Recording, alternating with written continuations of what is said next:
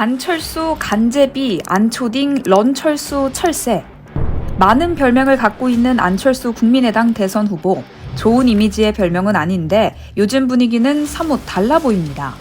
제1야당인 국민의힘이 선대위 해체 국면으로 파행을 거듭하면서 안 후보의 존재감이 우뚝 서게 된 건데요.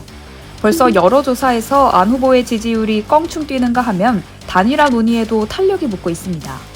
돌고 돌아서 다시 안철수의 시간이 온 걸까요? 2012년 정치권에 혁신의 바람을 불러일으키며 화려하게 데뷔한 안철수 후보. 그러나 10년이 지난 지금 안 후보의 위세는 예전만 못한 게 사실입니다. 늘 단일화 국면에서 다른 후보에게 자리를 내어주고 정작 단일화를 해야 할 땐 하지 않아서 보수와 진보 진영 모두에게 비판을 듣는 처지였습니다. 2017년 대선에서 3위로 패배하고 이후 서울시장 선거에 2차례나 도전했지만 모두 실패하면서 존재감이 쪼그라들었는데요. 그러던 안 후보, 2022년 대선을 2달 앞둔 지금 그 어느 때보다 화려한 스포트라이트를 받고 있습니다. 여론조사가 말해줍니다. 6일 발표된 여론조사를 볼까요? RN서치가 MBN과 매일경제 의뢰로 4에서 5일 1,003명을 대상으로 조사했습니다. 야권 단일 후보로 누가 적합한지 물었더니 안 후보가 43.5%, 윤석열 국민의힘 후보 32.7%로 나왔습니다. 안 후보의 지지율은 2030 세대가 받쳐주고 있는 걸로 보입니다. 리얼미터가 YTN 의뢰로 3에서 4일 18에서 39세 1,024명을 대상으로 조사한 결과 안 후보는 19.1%로 윤 후보를 오차 범위 내에서 소폭 앞섰습니다. 결과를 해석하면 이미 많은 유권자들이 윤 후보보다 안 후보를 야권 단일 후보로 선호하고 있고 아직은 정권 교체 여론이 정권 유지보다 높으니까 진짜 야권 단일화가 이뤄진다면 판이 바뀔 수 있어 보입니다.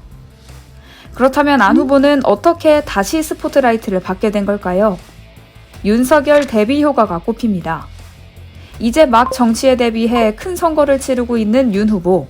본인의 말실수부터 가족 리스크에 최근에는 선대위 해체 문제로 논란의 한 가운데 서 있습니다. 이준석 당대표와 트러블을 제때 수습하지 못하고 리더십 부족 문제를 여실히 드러냈다는 이유로 후보 교체 요구까지 듣고 있죠. 반면 안 후보는 정치 생활 10년을 거치며 큰 선거를 여러 번 치른 경험이 있기 때문에 윤 후보보다는 상대적으로 안정적인 이미지가 있습니다. 안 후보의 비호감도도 낮은 편은 아니지만 워낙 이재명 후보는 도덕성 문제로 윤석열 후보는 능력 부족으로 흔들리고 있는 처지라 두 후보를 모두 비토하는 유권자들에게 안 후보가 새로운 대안으로 떠오른 겁니다.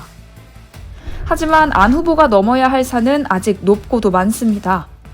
우선 의석이 3개에 불과한 국민의당이 105석을 가진 국민의힘과의 단일화 경쟁에서 이기고 나아가 180석에 가까운 민주당 후보를 이긴다는 건 사실상 기적에 가까운 일입니다.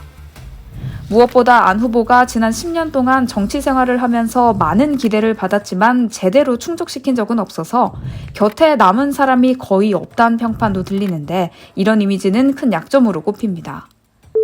안 후보가 최근의 지지율 상승세를 향후 2-3주 정도 유지한다면 단일화 판도가 그야말로 빅뱅 수준으로 뒤바뀔 거란 예측도 나옵니다.